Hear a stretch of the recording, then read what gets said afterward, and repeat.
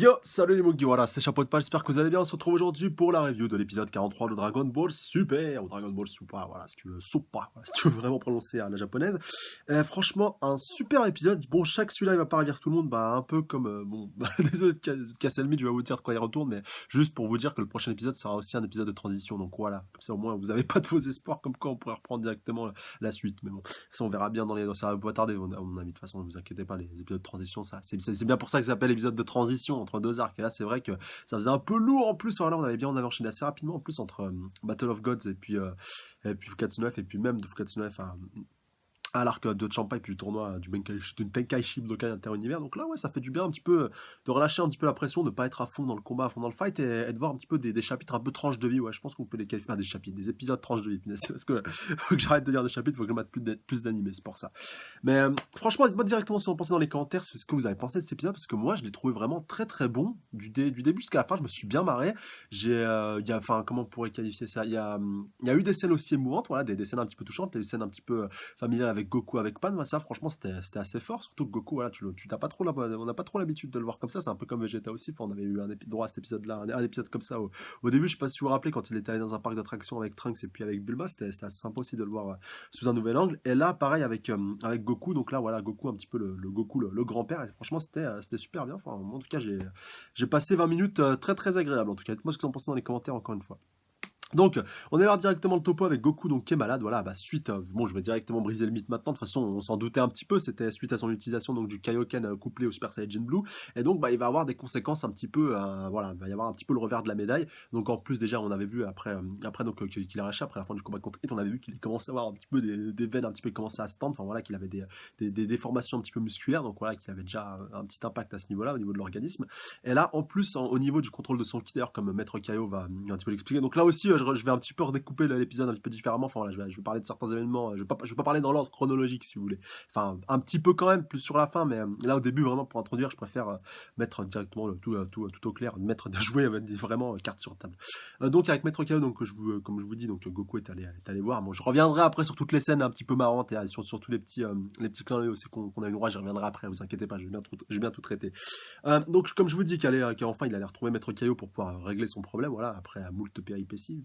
Et donc il a Maître Kaio donc lui a diagnostiqué donc tout ça, il lui a dit ce qui allait pas, donc simplement un problème de contrôle de son ki, et donc il lui a expliqué assez simplement que c'est suite donc à cette utilisation donc du Kaioken vraiment x10 en plus couplé au Super Saiyan Blue, et que s'il continue comme ça, s'il continue sur cette lancée, s'il continue d'utiliser le Kaioken, enfin avec d'une manière aussi intense, et surtout comment on pourrait qualifier ça, surtout vraiment de continuer à combattre encore en plus dans l'état actuel, enfin voilà, faut vraiment qu'il patience, repos, enfin voilà, c'est ce qu'on dit à tous les grands sportifs quand ils se blessent, enfin voilà, tout ce qui touche au niveau musculaire ou après un effort intense.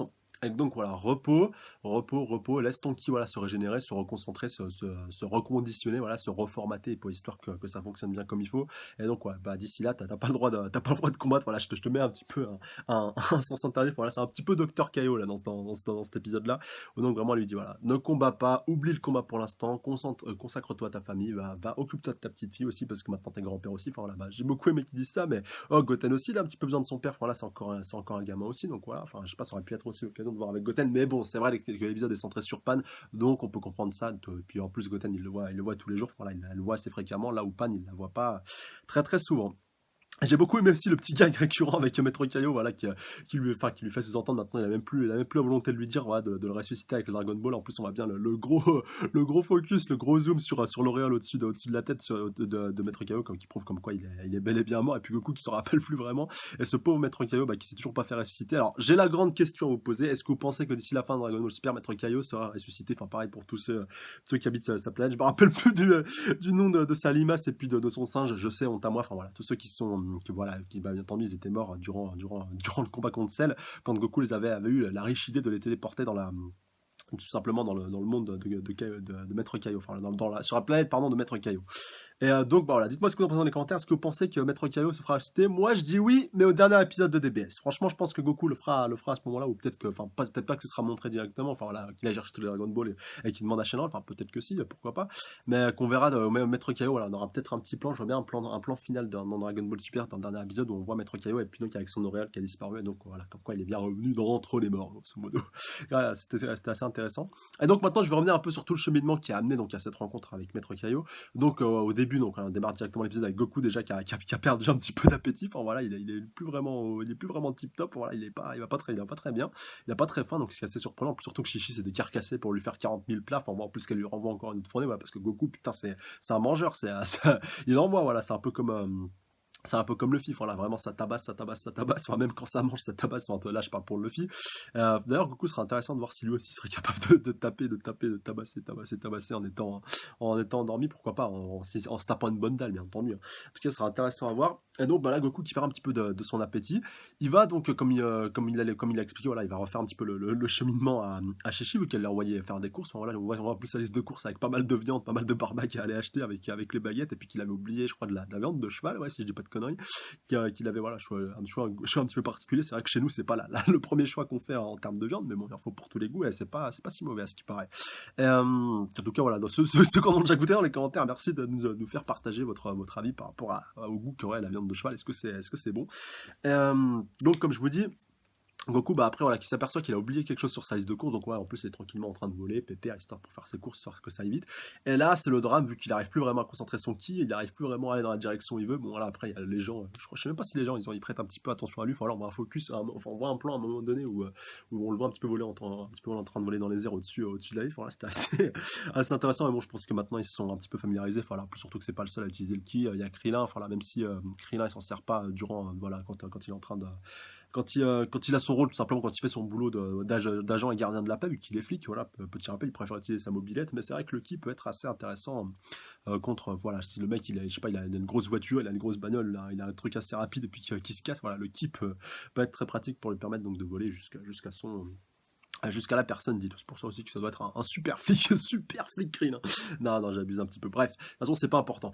Juste pour vous dire, voilà, après que Goku, bah, du coup, il a un petit peu un manque de contrôle de son ki, et puis il va se péter la gueule, et ça va faire une belle bosse. Alors, j'ai beaucoup aimé, il a réussi à peu près à reconcentrer son ki, donc juste avant de toucher le sol, puis après, bah, il relâche, et boum, c'est le drame, donc avec tout l'impact de la chute, et puis une bonne grosse bosse au niveau du crâne, donc voilà, c'était assez dramatique. D'ailleurs, j'aime bien être à Goten qui est en train de le regarder, de défricher les cheveux pour voir la bosse, et donc, bah, Goku, bah, qui sait pas trop ce qui se passe, et donc bah, qui va essayer de se téléporter sur la planète de Chaos. Et donc avant d'atteindre la planète de Chaos, c'était assez intéressant de voir tous les endroits où il a atterri. Alors première scène hilarante de l'épisode, c'est quand il se téléporte chez Bulma. J'avoue qu'au début je me demandais, putain, il est chez qui là? C'est vrai, j'ai pas tilté, j'ai pas reconnu là.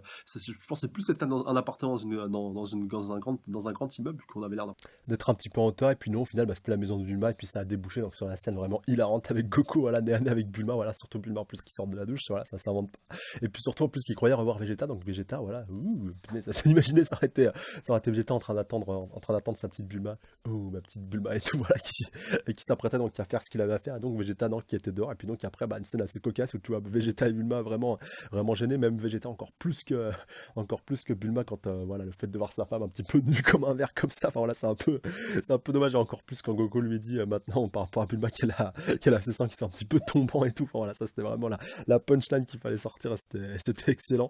Et Goku bah après voilà, c'est cassé un petit peu en extrémiste avant que ça parte en live, surtout Bulma, enfin voilà, je pense qu'elle se serait un petit peu énervée bien comme il faut sur ce brave Goku. Donc Goku bah, qui se téléporte après au poste de police de Krillin, voilà, il atterrit sur son bureau normal. Après donc il va continuer. Alors pour ceux qui connaîtraient pas, donc bah, là il atterrit donc chez Harale, voilà, donc personnage principal de Dr Slump, donc le manga très connu qui a fait Toriyama avant Dragon Ball. Et pour tous ceux qui croient que Saitama est l'homme le plus fort du monde, non, c'est une fille et c'est Harale. Allez checker Dr Slump, je vous en dis pas plus. Voilà, ça c'est dit, ça c'est fait. Donc après voilà, on voit qu'il atterrit aussi sur la tour Karine, donc voilà, à l'envers, même s'il arrive un petit peu à se maintenir au-dessus du vide. Enfin voilà, d'ailleurs je sais plus si elle était inversée ou pas. Enfin bref, c'est pas si important que ça. Et donc, voilà, j'en perds un petit peu mon latin. Et donc, on revoit Yajirobe et puis donc Karine, voilà, Karine de la Tour Karine, petite anecdote. Donc, on les avait vus aussi dans l'abondance, donc je croyais qu'ils allaient avoir un rôle un peu plus important que ça. Et puis, donc, non, ils font juste un petit caméo. C'est un petit peu dommage. Au final, j'aurais aimé un petit peu plus les voir, mais bon, c'est pas si grave. Et donc, après, bon, on va déboucher chez Maître Kaio qu'on n'avait pas vu depuis un petit moment quand même. Donc, voilà, c'était important de le souligner. Et après, tout ce que j'ai raconté par rapport à Maître Kaio, donc c'est pas la peine de revenir dessus. Bah, Goku est en train de rentrer, à part qu'il a, il a aussi un problème par rapport au contrôle de son vol, vu qu'il va littéralement péter la baraque et en plus, juste avant, on a un petit focus sur un petit plan sur Shishi. Puis là, pourquoi je dis focus à la place de plan? C'est un petit tic de langage, on s'en fout. Avec Shishi, donc, voilà, qui était tranquillement avec un petit Goten sur ses genoux, voilà, en train de taper une petite ronflette, en train de dormir. Voilà, c'était mignon tout plat. Et puis Shishi qui disait qu'elle allait devoir aller préparer un petit peu à manger. Enfin voilà, qu'elle allait devoir les préparer à manger pour son Goku. Et Goku bah, qui revient et qui pète la baraque. Enfin voilà, voilà ce que ça dit. Voilà, imaginez ça aurait été un Goku bourré. Enfin voilà, ça, bon, voilà, on le verra peut-être jamais vu que Dragon Ball est plus adressé aux gamins. Mais voilà, là moi ça a donné, ça aurait pu donner, je pense que ça aurait pu donner à peu près la même scène si Goku était rentré d'une soirée complètement bourré. Enfin voilà, admettons il aurait bu et il savait pas que c'était de l'alcool et ben après il serait rentré tout en titubant, en volant et puis en pétant tout sur son passage puis en pétant la baraque. Enfin voilà, ça aurait été pas mal. Et puis Chichi, je pense, l'aurait incendié aussi de la même manière. Et puis pareil avec Chichi qui a réussi à sortir une extrémiste de la baraque avec Goten, voilà, qui est un petit peu en train de se réveiller, t'es en train de dormir et tout. Et puis au final, bah, il n'y a plus de baraque. Donc voilà, c'était un petit peu dommage tout ça, et donc voilà, après ça va déboucher sur pas mal de péripéties par rapport à la suite, notamment par rapport auprès de Gohan. Alors comme on va le voir donc juste après, bon, voilà, avec la scène du restaurant, enfin, voilà, avec le petit repas d'affaires avec cette chère Videl qui est aussi présente, et puis donc il y a je crois un grand scientifique, voilà, un grand professeur de grand renom, voilà, et puis donc qui proposait une place d'assistant à Gohan pour qu'il puisse l'assister lors de ses conférences, lors de ses cours, lors de tout ça, enfin, voilà, qui donne un petit peu son disciple, comment on pourrait qualifier ça, ouais, son second, voilà, ouais, son disciple, je pense que c'est plus le bon terme. Enfin, je cherche un autre mot, mais j'ai pas réussi à le trouver, c'est pas si grave que ça. Et donc, bah, entre-temps, bah, il y a Gohan, il va recevoir un petit coup de téléphone, donc de son papounet qui, entre-temps, bah, a pris le soin d'aller squatter, d'aller squatter chez lui, voilà, vu qu'il a plus de baraque, enfin, chez aussi, enfin, je sais pas qui c'est que l'idée, c'était assez intéressant. Puis donc, Goku, bah, histoire donc que ça passe crème pour pas qu'il se fasse refourguer par son fiston, même s'il y a aucune raison qu'il se fasse refourguer par son fiston, attends, quand même, oh, c'est son père, enfin, voilà, un minimum de respect.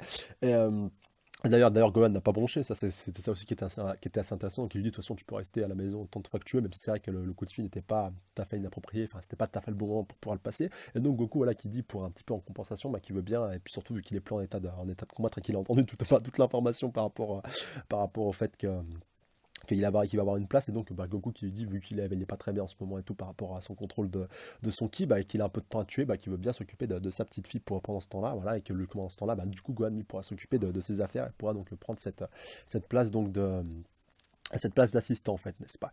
Et donc bah après voilà, ça débouche un petit peu sur la bande à Pilaf aussi qui est en train d'écouter tout ça, alors qui sont en train de préparer un sale coup, voilà, comme à leur habitude. Ça m'a fait un peu penser à la Team Rocket, vu qu'après voilà on les va les voir voilà, dans Pokémon, petite référence, vu qu'avec c'était aussi un gag récurrent avec les robots, voilà, les robots qui attaquaient avec de la Team Rocket pour pouvoir capturer Pikachu et tout. Bah c'est un petit peu pareil avec la bande à Pilaf, avec leur robot qui voulait tout simplement préparer un sale coup, mais bon, ça va pas pouvoir se passer exactement comme prévu, mais bon, on va voir ça par rapport à la suite. Et donc après, bon, on va déboucher donc sur la scène avec Piccolo et puis donc Bulma, punaise Bulma, avec Shishi, Goku et puis Pan, voilà, et puis aussi Goten, voilà, Goten qui est en train de jouer avec sa cousine, avec sa nièce, bah oui, vu qu'il est tonton, enfin ouais, oui, bah oui, maintenant que je retrouve un petit peu les bons termes, vu qu'il est tonton, enfin voilà, tonton d'une fille qui est un petit peu, enfin voilà, ils ont pas énormément d'écart, c'est ça qui est assez abusé. Et, donc par rapport à la suite, comme je vous dis, voilà, avec Piccolo qui fait toutes ses recommandations, voilà, qui est vraiment aux petits oignons par rapport à Pan, donc qui est vraiment même Chichi qui lui dit mais oh j'ai porté 2 enfants et tout, j'en ai élevé 2, donc voilà, c'est pas toi de me dire comment m'occuper d'elle. Et donc voilà, Piccolo qui prend bien soin d'expliquer tous les détails parce que voilà, il y a tout un ordre, tout un procédé à suivre par rapport à Pan, sinon après elle va péter un câble, elle va péter une crise, surtout qu'elle a peur des étrangers et tout, donc voilà, c'était assez marrant de voir vraiment un Piccolo vraiment papa poule, vraiment nounou, voilà, c'était vraiment assez abusé. Et même on voit qu'il dit qu'il va se barrer parce qu'il a un truc à régler, un problème à régler, puis au final bah, il décide de rebrousser chemin et de rester à la baraque pour pouvoir s'occuper donc pour pouvoir quand même surveiller, voilà, en plus de Chichi et puis de Goku, voilà, c'était assez marrant toute cette scène au final. Et puis donc après ça va déboucher donc sur la scène sur le toit, voilà, au clair de lune, avec Pan qui essaie un petit peu de toucher les étoiles, voilà, c'est trop mignon. D'ailleurs je kiffe comment Pan elle dit Piccolo dit Picoyo et tout, enfin, voilà, c'était vraiment trop kawaii, trop mignon, et franchement voilà, même Pan elle est trop mignonne. Et voilà, c'était vraiment le petit instant, le petit instant vraiment Comment on pourrait qualifier ça? Le petit instant câlin, le petit instant douillet, le petit instant, voilà, tout ce que vous voulez. Et ça, franchement, ça fait super plaisir dans un manga aussi brutal et sanguinaire que Dragon Ball. Et va pas me dire que toi aussi t'as pas kiffé cette petite scène-là. Voilà, à part si t'as un cœur de pierre. Mais bon, moi je suis un petit cœur d'artichaut, donc qu'est-ce que vous voulez? Voilà, t'es un peu obligé de succomber quelque part. Ça, c'est un peu normal. Voilà, c'est pour ça qu'on est humain aussi. Bon, je vais arrêter de parler et de philosopher je vais un petit peu plus me concentrer sur l'épisode, sinon ça va partir trop loin cette histoire. Et donc par rapport à cette scène, comme je vous dis, qui se passe sur le toit donc, de la maison de ce cher Gohan, donc avec Piccolo aussi qui est présent, et puis donc Goku qui dit qu'il voilà, il aime pas trop ne pas pouvoir s'entraîner, mais bon il est content car il peut voilà, car il peut quand même s'occuper de sa petite nièce, il dit même à Piccolo ça putain. Oh, ça c'était franchement cet épisode était rempli de punchlines, notamment celle-là quand il dit à Piccolo putain même dans cet état actuel tu pourrais me battre, tu te rends compte et tout, enfin, bon il dit pas comme ça mais grosso modo c'est ça qu'il pense, et puis Piccolo, moi punaise, il est con, j'aurais dit à Piccolo franchement j'aurais essayé de sauter le surrécation juste pour voir, juste pour vérifier vraiment la chose, et pour voilà, j'aurais dit Piccolo, j'aurais dit ah bon t'es sûr, viens on va vérifier et tout, et puis donc là tu vois Piccolo qui peut battre Goku et qui peut enfin un petit peu récupérer un peu son petit instant de gloire et tout. Bah, même Vegeta il est con de pas avoir sauté sur l'occasion, voilà, ça aurait pu être marrant.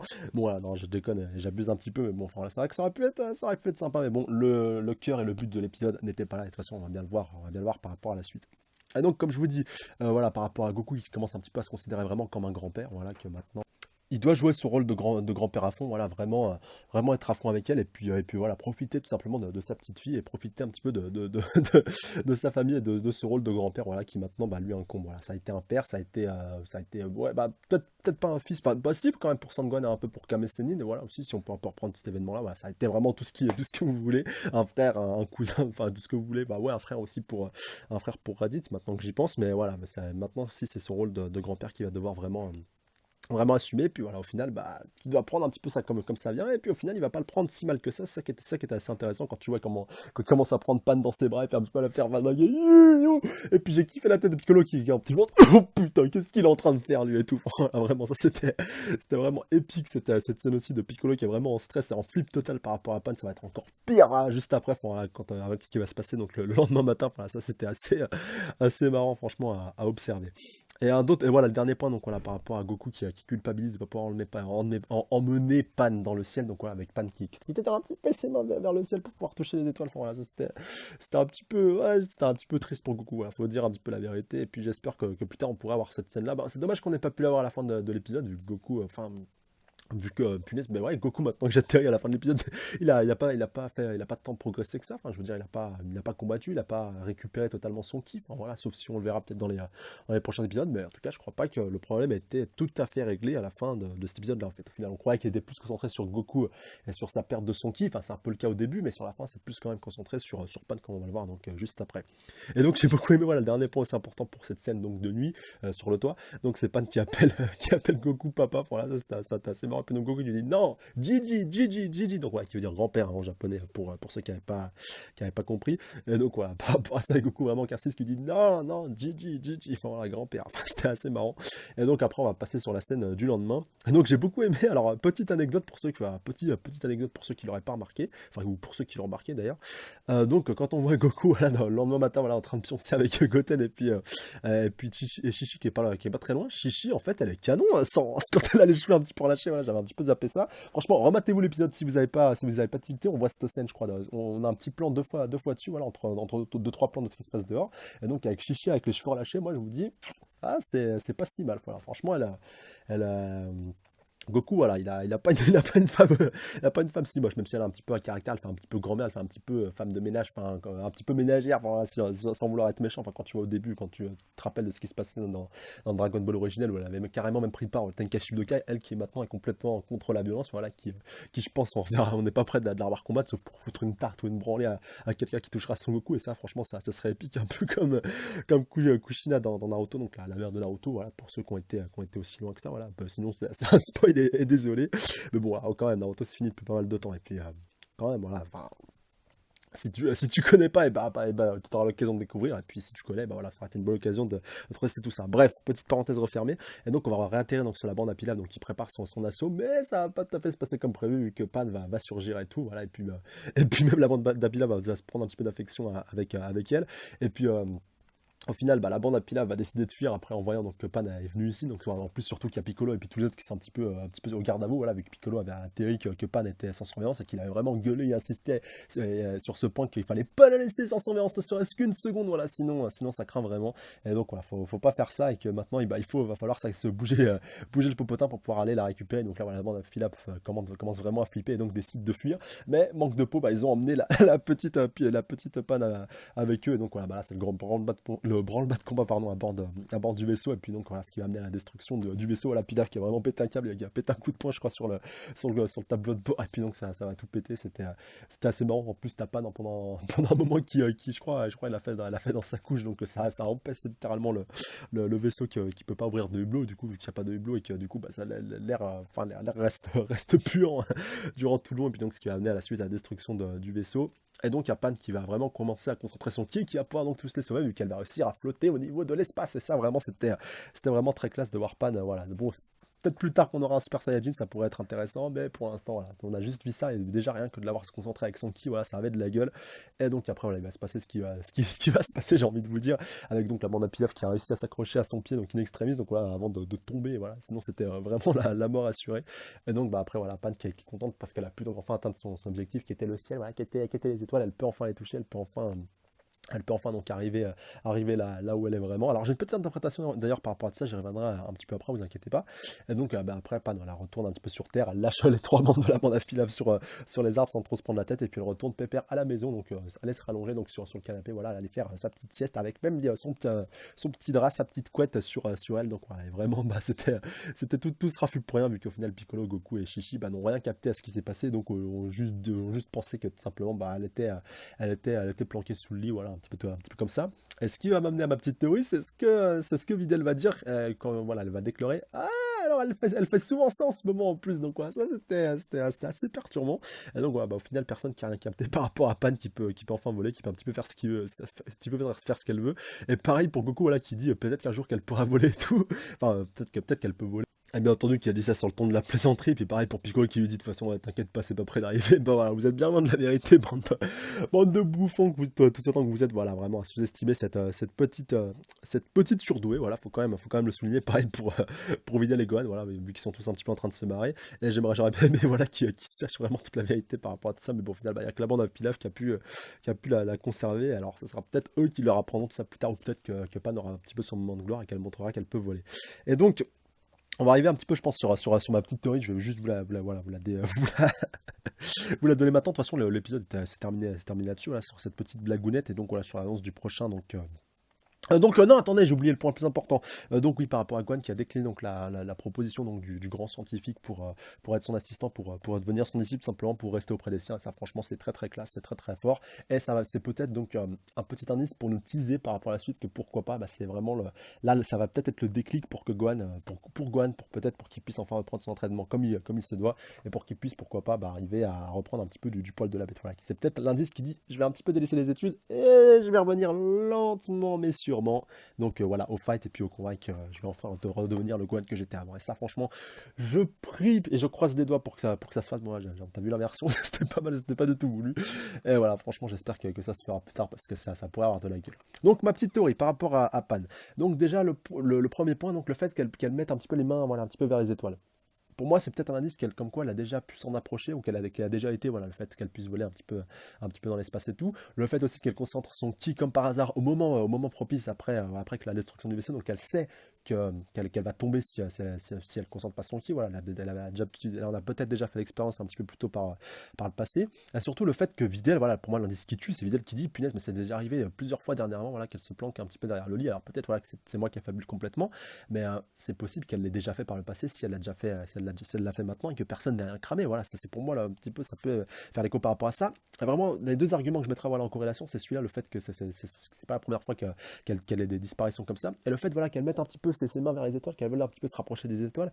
Et on voit qu'elle est vraiment contente quand elle est dans l'espace et qu'elle peut un peu plus se rapprocher des étoiles et voilà, qu'elle les touche du bout du doigt.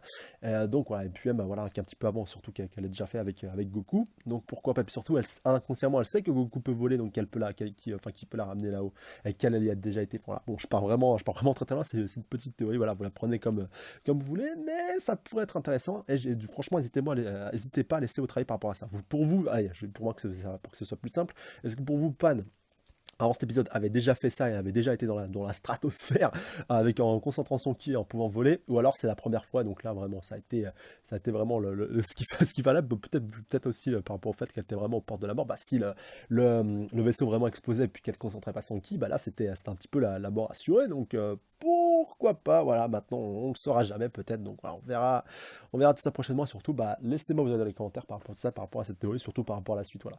Et donc par rapport à la preview, donc moi je vais pas rentrer de toute façon plus dans les détails, ça n'a pas d'intérêt de toute façon vu que de toute manière c'est toujours série, puis de toute manière voilà, vous verrez dans la semaine prochaine, mais ça pourrait avoir potentiellement de la gueule. Voilà, je vais pas plus rentrer dans les détails que ça, donc voilà, de toute façon si vous avez peut-être vu la preview, si vous voulez on peut en parler dans les commentaires, voilà, précisez quand même, spoil preview, preview épisode 44, voilà, si vous voulez qu'on en cause, mais je pense pas que ce soit plus la peine d'en parler ici, maintenant, on en parlera la semaine prochaine, il n'y a pas de problème par rapport à ça.